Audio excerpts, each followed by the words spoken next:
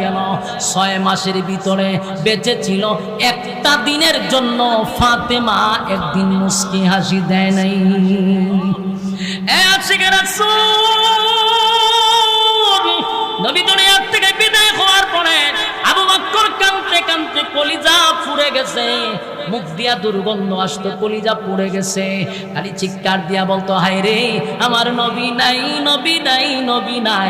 আবু বকর কাঁদতে কাঁদতে কলিজা পুড়ে গেছে, চোখ দিয়া দাগ পড়ে গেছে, চোখ দিয়া পানি আসে না, রক্ত চলে আসে, এমন কান্নাটা কান্না।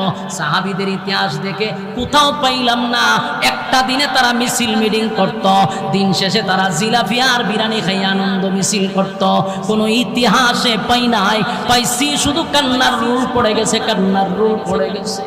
হ্যাঁ, দুনিয়াতে যখন রাসূল বিদায় হয়ে গেল, রাসূলকে যখন রোজা শরীফে শোয়া দিল, এর কিছুদিন পরে নবীর একজন আশিক বেলাল, হাবশি বেলাল, হাবশি বেলাল কালো ছিল, চেহারাটা সুন্দর ছিল না, এমন কুচ্ছিত বেলাল। এত নিম্ন শ্রেণীর একজন লোক ছিল, তার বাবাও ছিল গোলাম, সেও গোলাম। মানুষের কাছে তার মূল্যায়ন না থাকলেও আমার মালিকের কাছে বেলালের সম্মান অনেক বেশি। বেলাল বলে, এক মদিনার মানুষের আমি মদিনায় যখন আযান দিছি, আমার নবীর পিছনে আমি ইকামত দিয়া নামাজ পড়ছি, আমি মুয়াজ্জিন, আমার নবী ইমাম রে।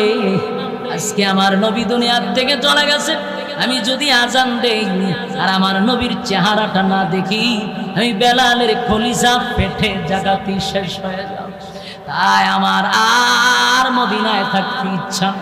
মদিনার অলিতে গলিতে আমি যে দিকে তাকাই, আমি দেখি আমার নবী এই রাস্তা দিয়ে হাঁটছে গো, আমার নবী এই জায়গায় বসে আমাদেরকে বয়ান করছে, আমার নবী অমুক রাস্তা দিয়ে হাঁটছে, আমি এইগুলো আমার চোখের সামনে আস, আমি আর বরদাস্ত করতে পারি না। নবীর বিরহ বেতায় বেলাল আর মদিনায় থাকতে পারল না।